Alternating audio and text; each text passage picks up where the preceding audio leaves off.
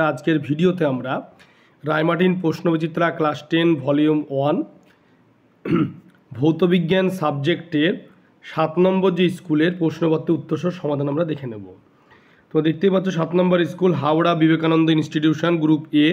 প্রথমেই 7টি এমসিকিউ রয়েছে। ফার্স্ট যে এমসিকিউটি রয়েছে সেটি হলো এনটিপিতে 67.2 লিটার অক্সিজেন গ্যাসের মোল সংখ্যা। এটি হবে 1-এর ডি 3। 2 কোনো পরিবাহীর তাপীয় রোধ কোন বিষয়টির উপর নির্ভর করে না। এই প্রশ্নের উত্তর হবে সি, 2 প্রান্তের তাপমাত্রার পার্থক্য। 3 দাগে হিটারের নাইক্রোম তারের পরিবর্তে ব্যবহার করা যেতে পারে। এটি হবে ডি, ম্যাঙ্গানিনের তার। 4 ফ্যারাডের সূত্রদ্বয় ব্যাখ্যা করে। এটি হবে তড়িৎ চুম্বকীয় আবেশ। 5 তড়িৎ বিশ্লেষণে তড়িৎ পরিবহনের জন্য দায়ী হলো। এই 5 দাগের প্রশ্নের উত্তর হবে সি অর্থাৎ ক্যাটায়ন অ্যানায়ন।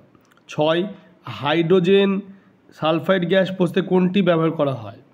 এটি হবে ডি, ফেরাস সালফাইড।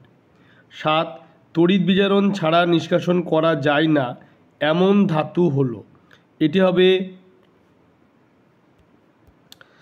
এই লাস্টে যে প্রশ্ন 7 দাগের উত্তর হবে ডি, ক্যালসিয়াম। হয়ে গেল গ্রুপে 7টি এমসিকিউ।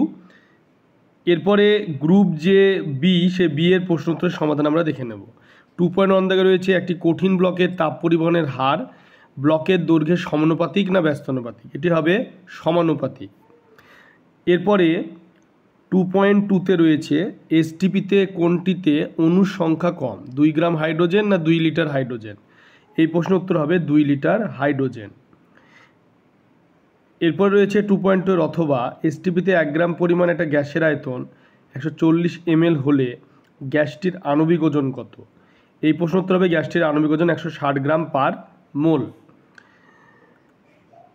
এরপর রয়েছে 2.3 দাগে যে শূন্যস্থান পূরণ করো গ্যাসের আয়তন প্রসারণের সংজ্ঞায় ড্যাশ ড্যাশ শূন্যস্থান পূরণ স্থির থাকে। এটি হবে গ্যাসের চাপ ও মোলের সংখ্যা। এরপর রয়েছে 2.4 দাগে কৃতকার্য তড়িৎ বিভব আধানের মধ্যে সম্পর্ক।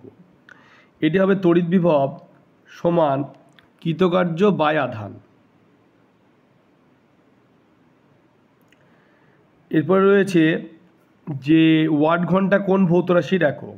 2.5 দাগের উত্তর হবে শক্তির একক। এরপর রয়েছে যে অথবা বর্তমানে ফিউজ তারের পরিবর্তে কি ব্যবহার করা হয়। এটা হবে বর্তমানে ফিউজ তারের পরিবর্তে মিনিয়েচার সার্কিট ব্রেকার বা এমসিবি ব্যবহার করা হয়।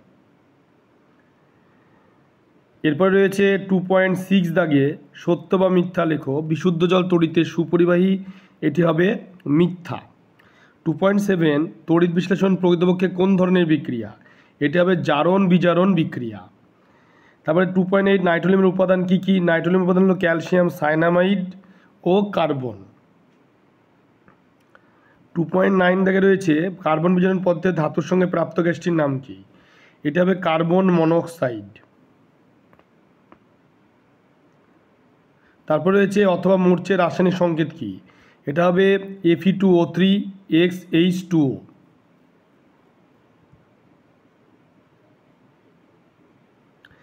এরপর হচ্ছে গ্রুপ সিতে পরিবাহীর রোধ, পরিবাহীর দৈর্ঘ্য প্রস্থচ্ছেদের ক্ষেত্রফলের উপর কীভাবে নির্ভর করে। 2 মার্কের 3 দুগুণে 6।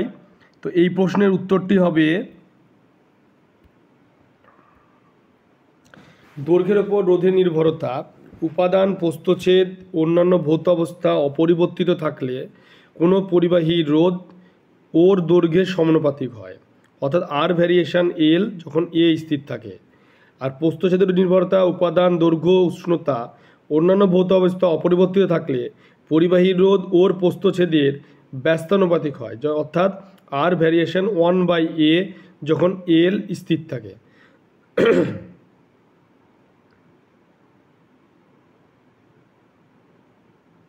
এরপরে 3.2 দাগে 1-এর অথবাতে রয়েছে যে পরিবর্তী প্রবাহ আর সমপ্রবাহের মধ্যে পার্থক্য।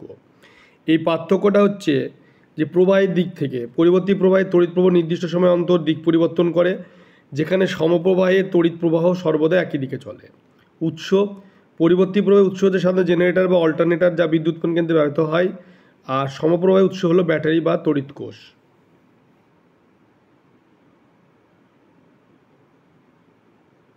এরপরে 3.2 দাগে রয়েছে যে থার্মিট পদ্ধতির মূল নীতি রাসায়নিক সমীকরণ সহ লেখো।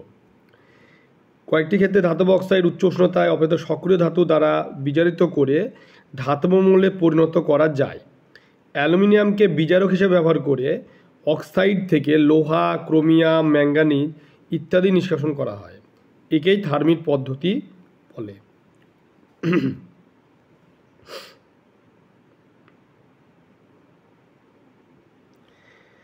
3.2 এর অথবাতে রয়েছে যে ধাতুর তুলনায় ধাতু সংকর ব্যবহারের দুটি সুবিধা লেখো।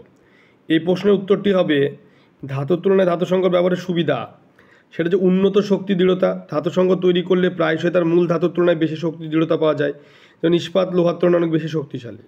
2, উন্নত ক্ষয় প্রতিরোধ ক্ষমতা। অনেক ধাতু সংকর মূল ধাতুর তুলনায় ক্ষয় বা মরিচা রোধে অধিক কার্যকর। স্টেনলেস স্টিলের একটি ভালো উদাহরণ, যা সাধারণ লোহার তুলনায় বেশি ক্ষয় প্রতিরোধী।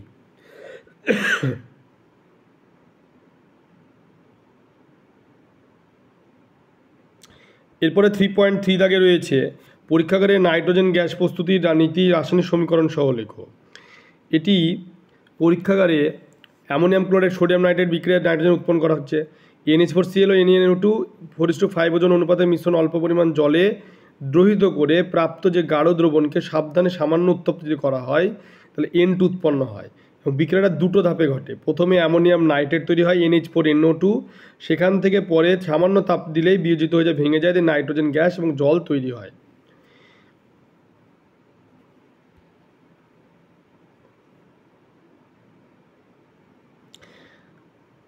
এরপরে 3.3 এর অথবাতে রয়েছে যে NH থেকে জলের নিম্ন অপসারণ দ্বারা সংগ্রহ করা হয় না কেন।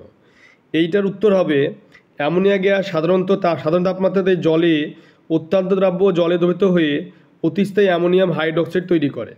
এই কারণে অ্যামোনিয়া গ্যাসকে জলে নিম্ন অপসারণ দ্বারা সংগ্রহ করা হয় না।